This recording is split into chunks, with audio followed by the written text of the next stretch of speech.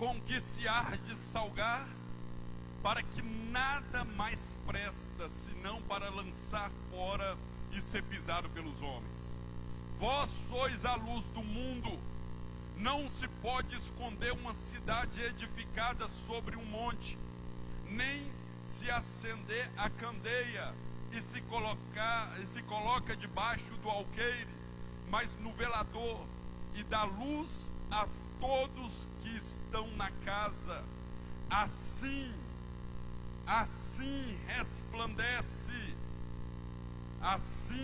resplandeça a vossa luz diante dos homens, para que vejam as vossas boas obras e glorifiquem ao nosso Pai que está nos céus.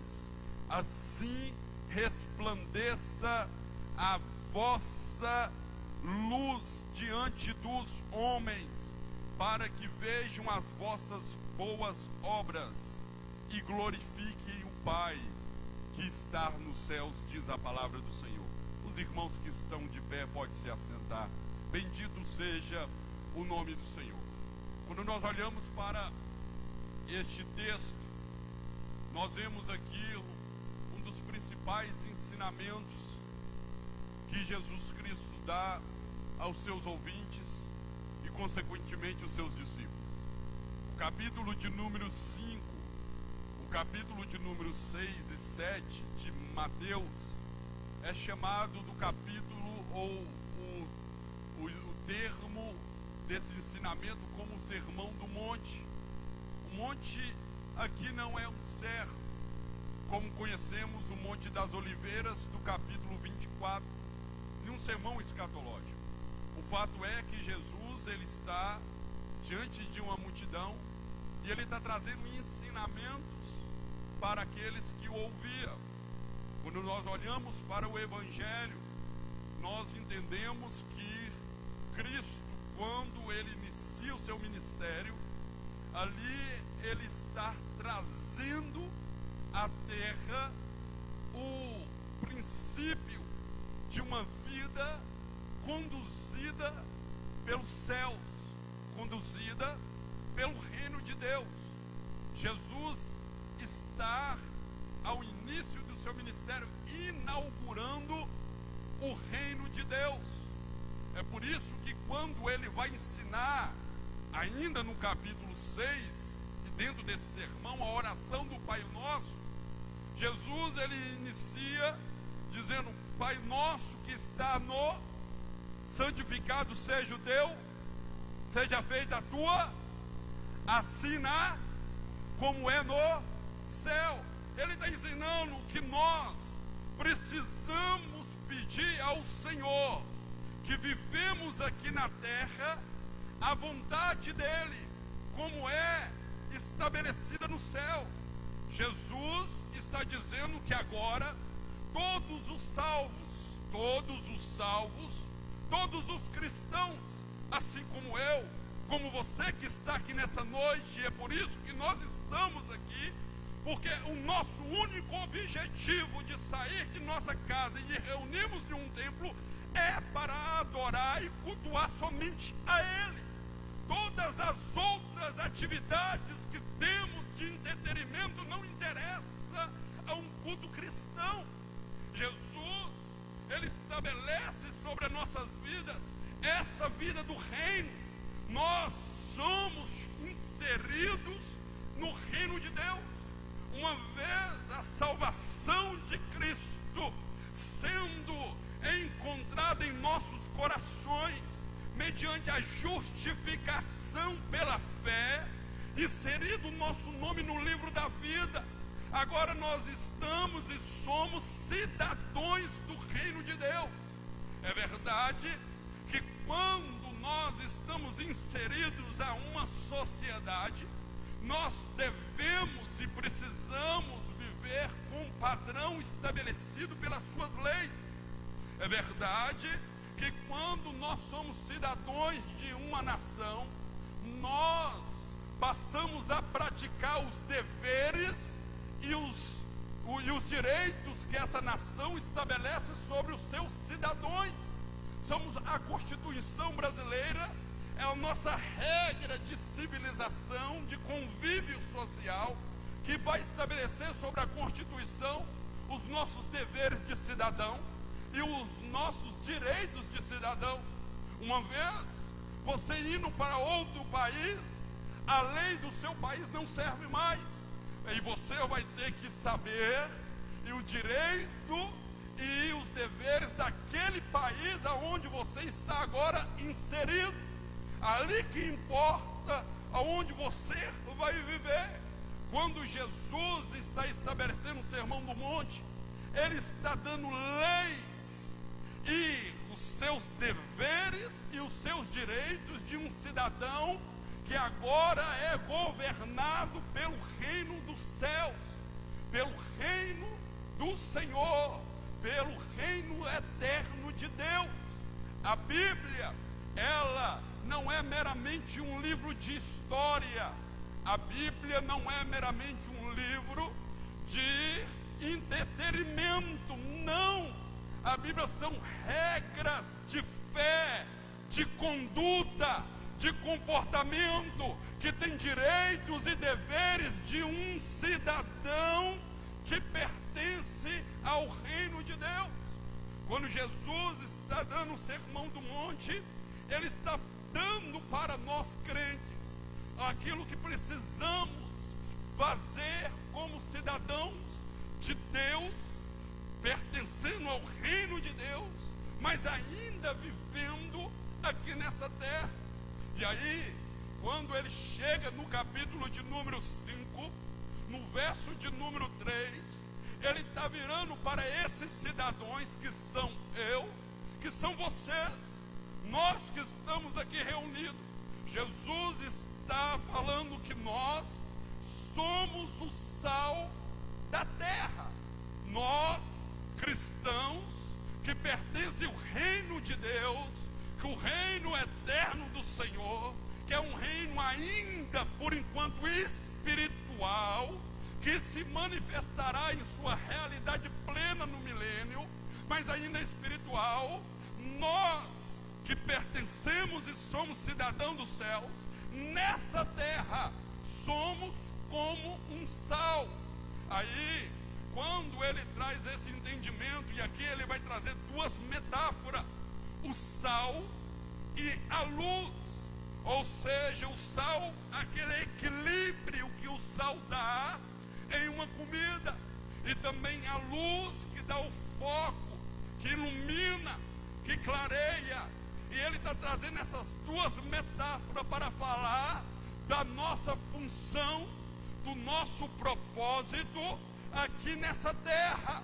Se eu falo que eu sou cristão, congrego em uma igreja, mas eu não sigo esses padrões, você pode ser qualquer coisa menos cidadão do céu.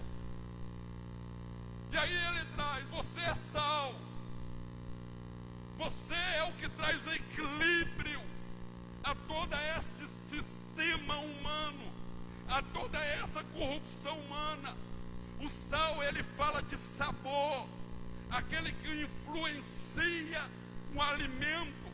O sal, ele tem essas duas funções: primeiro, de dar sabor, de influenciar um alimento, e segundo, ele tem a função de preservar aquilo que provavelmente vai se tornar em corrupção.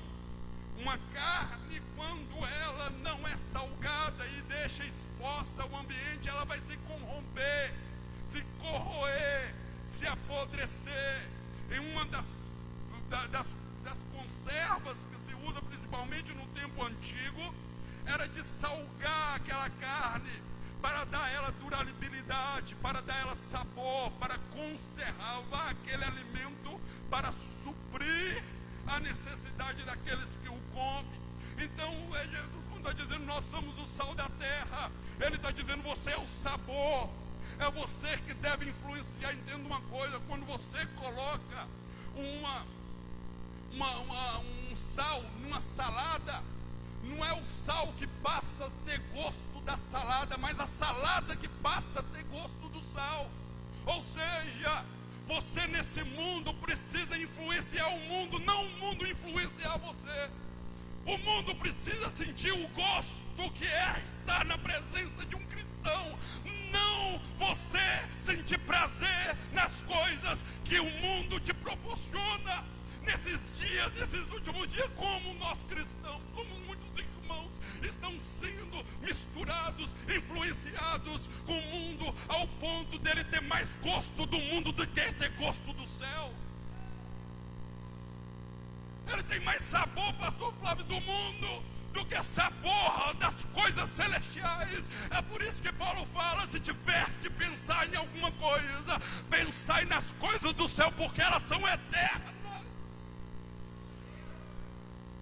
O que está te influenciando? Você está dando sabor ao que na sua vida? Porque uma vez perdendo os nutrientes, você se torna insípido. E a única coisa que um sal insípido faz é servir para ser pisado. E quando Jesus fala isso, os judeus entendiam por quê? Porque na época do inverno vernava, caía neve em Jerusalém. E para aqueles movimentos dentro do pátio do templo, as pessoas, para não correr o risco de pisar naquelas pedras escorregadias, eles pegavam o sal que não prestava para nada e jogavam nas ruas de Jerusalém. Jesus está dizendo: se você não servir para influenciar os outros, as pessoas vão te pisar como se fosse um nada. Você é sal da terra. Você precisa dar sabor às pessoas. Um sabor de uma vida cristã, através do amor, do perdão, de uma palavra de bênção. Uma pessoa que as pessoas olham e têm prazer de ficar, porque você é uma pessoa gostosa de se relacionar. Mas tem cristãos que são salgados demais, que as pessoas não te suportam.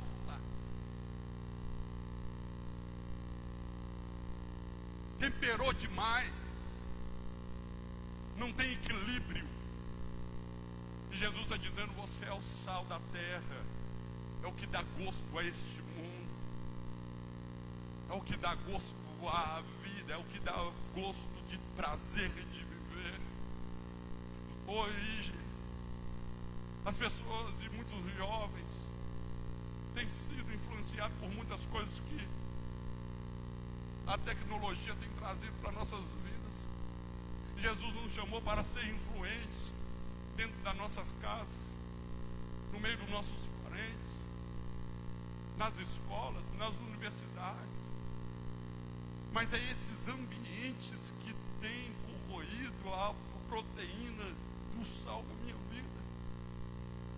E é o contato que eu tenho com o mundo. Se eu não o influenciar, e ele vai me influenciar, e o fato dele me influenciar, ele vai começar a tirar proteínas da minha vida.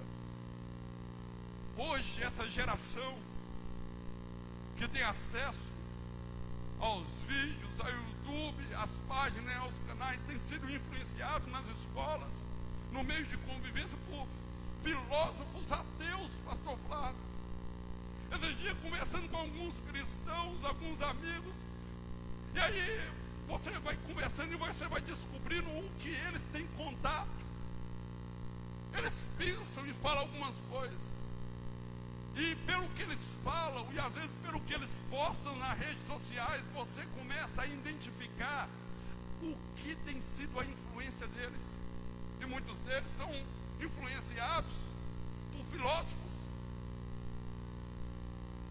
ateus, como Portela, como Leonardo Carnal, como Luiz Pondé, que tem palavras bonitas, de eloquências, e aparece nos programas de TV, e tem toda uma sabedoria, com muita inteligência, e eles colocam os problemas da sociedade, e eles começam a comentar coisas de um padrão social marxista, comunista, e muitos crentes têm se alimentado desses falsos filósofos dentro das nossas universidades, dentro das nossas escolas, e eles começam a dar de intelectuais, pastor Wagner.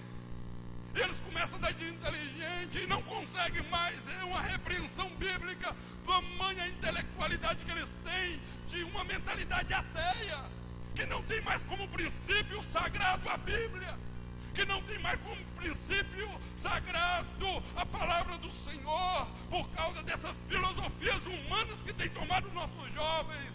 Eles perderam o sabor e viraram intelectuais ateus. E problema maior, sabe o que é? Que muitos cristãos congregando não sabem que virou ateu dentro da congregação. Sabe o que a Bíblia chama disso? Chama de apostasia. Pessoas que estão cheios de conhecimento de sociedade do seu tempo, cheio de filosofia, e não crê mais no poder do Espírito Santo para mudar, para curar, para libertar. Porque eles começam a raciocinar tudo, começam a mentalizar tudo. E a fé não é raciocinada, a fé ela é vivida com um padrão espiritual. Eu creio e ponto final. Eu creio e ponto final. Deus disse, então acontece. A palavra de Deus é a minha única fé de regra. Vocês são salvos. Jesus está dizendo, vocês vão andar por este mundo e vocês precisam influenciar este mundo, influenciar a tua família. Estamos em um culto de missão no mês 12 de 2018. Quantas pessoas você influenciou ao teu redor durante esses 12 meses? Será que as pessoas conseguem te olhar e ver você como referencial? Como que eu sei que eu sou referencial, irmão Lucas? São coisas simples do cotidiano. Vou dar só um exemplo. Nos ambientes de relacionamento, que é trabalho, escola, as universidades e tua família. Sabe que eu quero saber se você é referencial? Quantas vezes esse ano as pessoas te procuraram por um aconselhamento? Quantas vezes esse ano as pessoas chegaram ao pé do seu ouvido e falaram assim, meu irmão, ore por mim. E aí o problema é você ter passado um ano do lado de uma pessoa e essa pessoa nunca confiou em ti um pedido de oração. Aí eu quero imaginar que tipo de cristão você é perto dela, ao ponto dela não conseguir ver em você um homem de Deus que possa orar pela vida dela. Sal. E aí, Jesus vai dizer, vocês são sal da terra. E ele diz, vocês são a luz do mundo. E ele está dizendo, aqueles que são cristãos, aqueles que estão inseridos no reino de Deus, eles são a luz do mundo. E ele diz, como pode esconder uma cidade iluminada? Como pode pegar uma candeia e colocar debaixo do alqueiro ou escondido debaixo da cama? Ele falou, não, com cristão não tem jeito. O cristão você não esconde ele, porque ele é uma cidade no alto do monte. Você pode andar em qualquer lugar, você pode passar em qualquer lugar. Aí você passa durante essas estradas tudo escuro e você vê lá no alto do monte uma luzinha, você tem uma cidade lá. Isso é a vida de um cristão. Você pode andar em qualquer lugar, no ônibus, na rua, no mercado. As pessoas vão olhar para você e ver algo diferente na tua vida. E o que é? Não é o estilo de roupa que vai chamar a atenção dela. Não é a Bíblia que você carrega que vai chamar a atenção dela. Não é o tamanho da Bíblia que você coloca no teu braço, mas é as luzes que estão nos seus olhos. É a tua face que brilha, porque ele sabe que ali tem uma pessoa que reflete a glória do Senhor. Cristãos que têm relacionamentos com Deus, cristãos que têm tempo com Deus, A maior dificuldade da nossa geração, essa geração que fala em conquistar o mundo, essa geração que fala de conquistar o bairro, conquistar a cidade, essa geração que fala de ganhar almas, eles não têm tempo com Deus. Vai ter tempo para fazer que tipo de missão, meu querido? Que tipo de missão que você quer fazer se você não tem tempo com Deus no seu dia a dia? Você não consegue ficar meia hora com o Senhor? Você não consegue passar uma semana, um mês inteiro sem proclamar um jejum diante de Deus?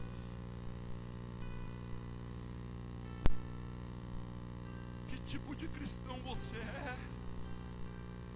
Que as atividades têm te consumido o seu tempo ao ponto de você não ter tempo para aquele que supre toda a tua necessidade.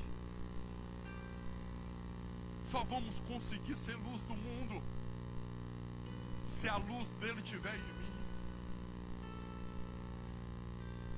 Eu só consigo ser luz do mundo se o resplendor da glória dele estiver sobre a minha vida.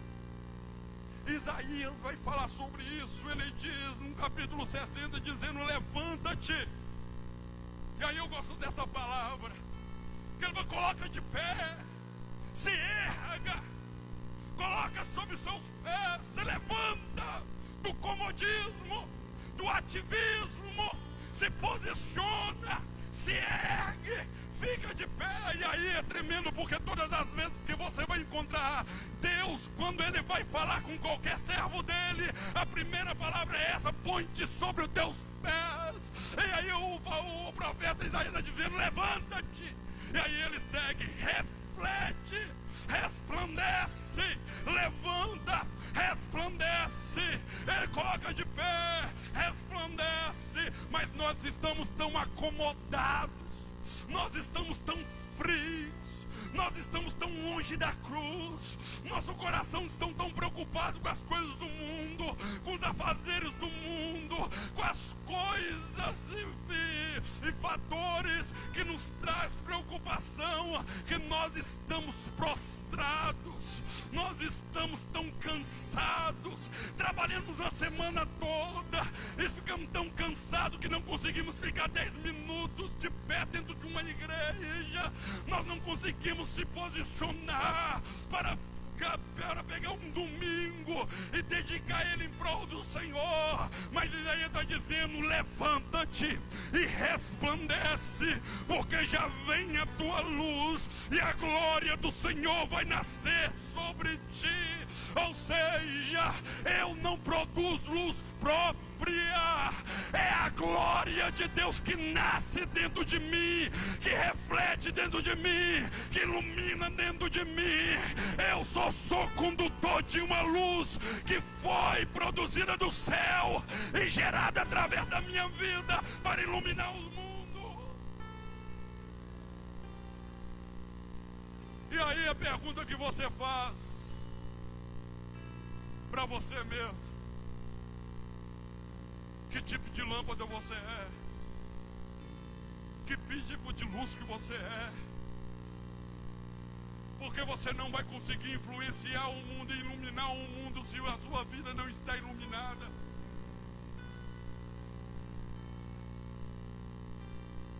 Uma turma de crentes nesses últimos dias confusas no relacionamento, inseguras no relacionamento. Pessoas que querem ser amadas, mas não amam a si mesmo. E aí fica pulando de namorado para namorado, buscando segurança. Você precisa se iluminar. Você precisa se clarear. Homens e mulheres que não conseguem tomar decisões. Por quê? Eu ia falar tomar decisões claras. E cristãos devem tomar decisões claras. O problema é quando o cristão não consegue ter luz nas suas vidas. Aí quando ele não consegue ter decisões claras, ele vira um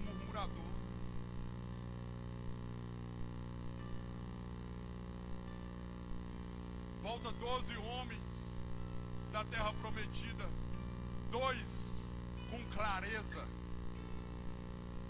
porque eles sabiam da luz de Deus sobre a vida deles, e 10 com escuridão, a qual eles não conseguiam enxergar além de gigantes na vida deles, e começaram a murmurar.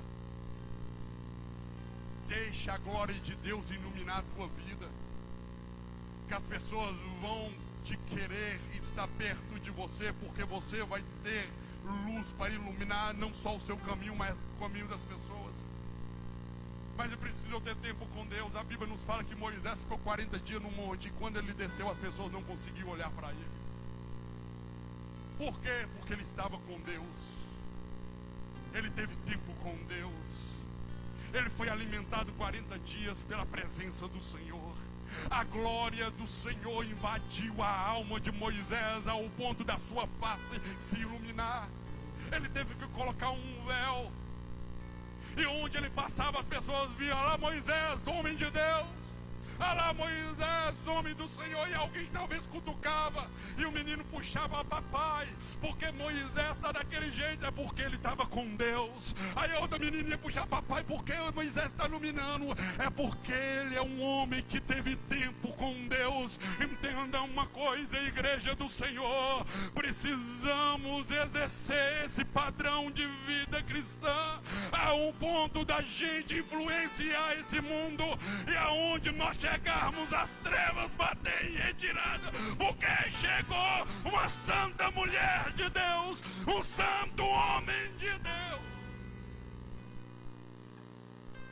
influenciar o mundo.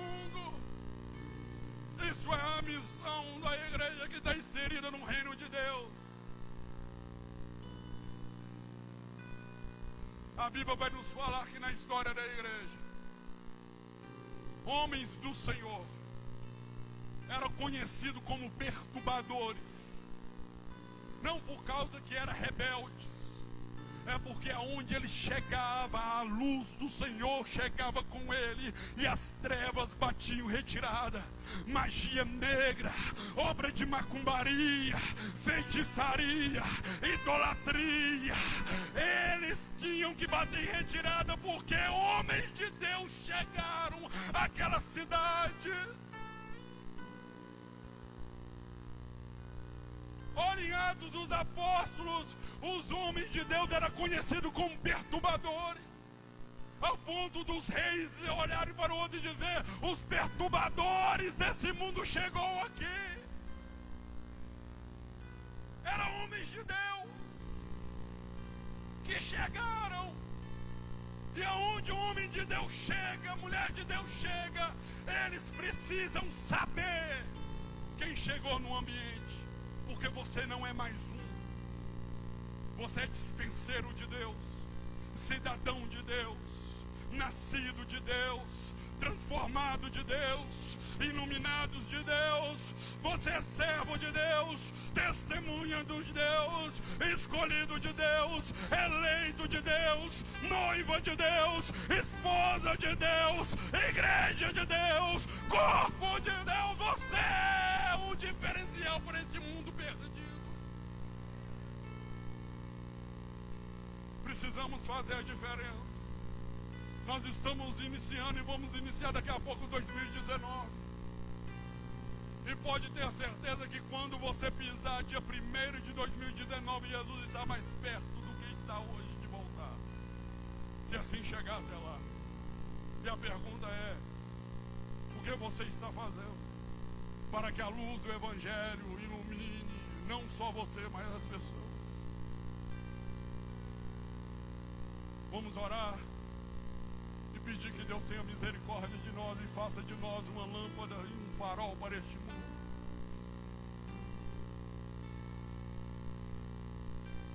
Vamos orar? Vamos? Nós estamos em um culto de missão. E aí tem 2 propósitos de Deus para uma missão na minha vida: ser sal e ser luz. E a pergunta: você tem sido luz para quem?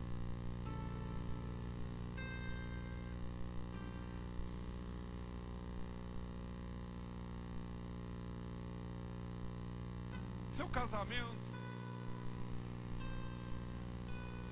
tem sido luz para quem?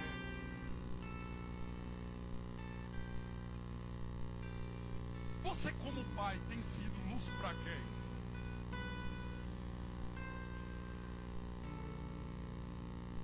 Lá no seu trabalho como funcionário, você tem sido um funcionário e tem sido luz para quem lá dentro?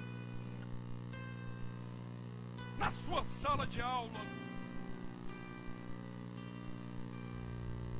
é só as luzes das lâmpadas que refletem e iluminam a sala, ou tem alguém lá que reflete luz para alguém? Qual é a sua missão? Porque eu não posso ser luz para o mundo se eu não sou luz para mim mesmo. Se eu não consigo refletir ao meu redor, eu vou refletir que cidade? As pessoas te conhecem como?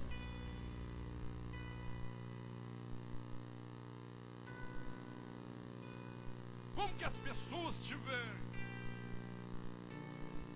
Porque a luz chama atenção. Porque em meio de uma escuridão pode ser um vagalume. Que os olhares agora se voltam para ele. É só um vagalume. Mas em meio à escuridão é a luz que tem.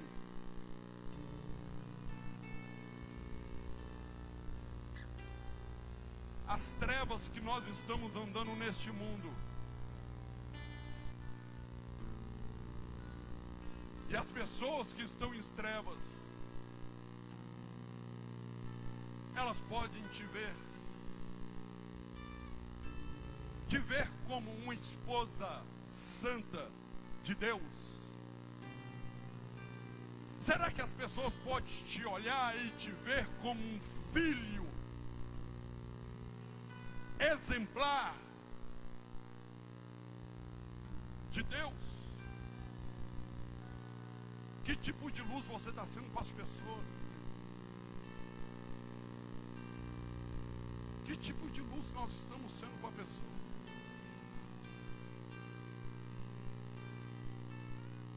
Quando nós olhamos para isso, nós precisamos olhar para o nosso coração.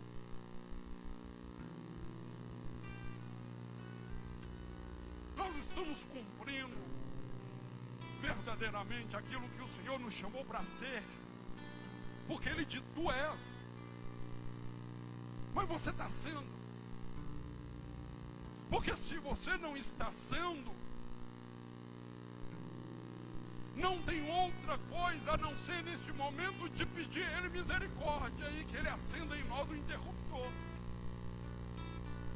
Porque pode acontecer que alguma coisa na tua vida, algum lugar que tu andou, alguma coisa que você tocou, alguma atitude que você tomou, algumas posições que você teve, que apagou o interruptor, e você ainda não percebeu que tudo é em trevas, que o teu pecado está escurecendo a tua alma e você não está percebendo.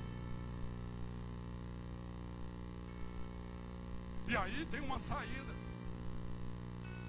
É pedir ao Pai. Porque já que eu não posso gerar luz em mim mesmo, eu busco o sol da justiça. Eu busco o Senhor. E Ele não só tem luz, Ele é a luz. E a Bíblia vai nos falar em Apocalipse que nem precisou de sol, porque a presença dele iluminava a cidade. E aí, quando eu falo dessa luz, é essa luz de Apocalipse. Porque o sol ilumina a minha carne, o externo. Mas eu estou falando de uma luz que vai iluminar a tua alma. Sol não chega lá, O resplendor das estrelas da lua não chega lá, mas esse sol é o sol da justiça, é o próprio Cristo que entra na tua alma, no teu coração, aonde as pessoas vão olhar para você e vão sentir a paz de Deus em ti, vai sentir o amor de Deus em ti, vai sentir a unção de Deus em ti, vai sentir a presença de Deus em ti. Eles vão querer estar perto de você, eles vão te olhar e dizer: essa menina é mulher de Deus, esse rapaz é um homem de Deus. Por quê? Porque ele é diferente. Qual é a diferença? Há um brilho na face desse jovem, há um brilho na face dessa mulher, há um brilho na face dessa família, há um brilho na face dessa igreja. Oh Deus, em nome de Jesus Cristo, meu Pai, meu Deus, reflete em nós a tua luz. Meu Deus, acende o refletor em nós, meu Pai, para aquecer a nossa alma. Acende em nós a tua lamparina, Senhor. Ah, meu Deus, em nome de Jesus Cristo, o Senhor nos chamou para ser luz do mundo. O Senhor nos chamou, meu Pai, para refletir numa terra de trevas a tua glória, a tua luz, a tua presença, Senhor. Meu Deus, em nome de Jesus Cristo, quantas pessoas que estão aqui, que a sua família, a sua parentela, os seus amigos, os seus vizinhos estão nas trevas das drogas, estão nas trevas das brigas, das confusões. Quantos que estão aqui, Senhor, estão no meio da sua parentela, primos, tios, irmãos, que o casamento está em trevas, em brigas, em confusões, em divórcio, mas o Senhor reflete a vida dessa irmã, reflete através da vida desse irmão para ser luz, para restaurar esse casamento, para ser luz, para restaurar esse menino das drogas, para ser luz, para restaurar aquele colega de trabalho, para ser luz, para restaurar aqueles amigos.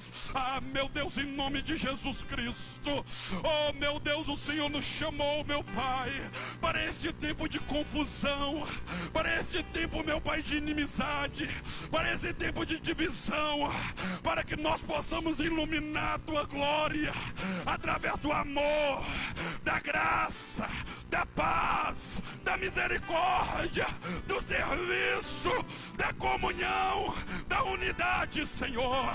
Meu Deus, em nome de Jesus Cristo, levanta uma igreja como a cidade iluminada aqui na região do Justinópolis, do Lagoinha, Ribeirão das Neves. Não queremos que o nosso município seja conhecido pelos presídios, mas sim pela uma igreja iluminada nessa região. Ah, meu Deus, eu não quero que o nosso, meu Pai, capital, Belo Horizonte, seja conseguida ou conhecida pela capital dos bares, mas uma capital da igreja iluminada, que reflete a glória do Senhor, através de almas se convertendo, através de pessoas sendo curadas.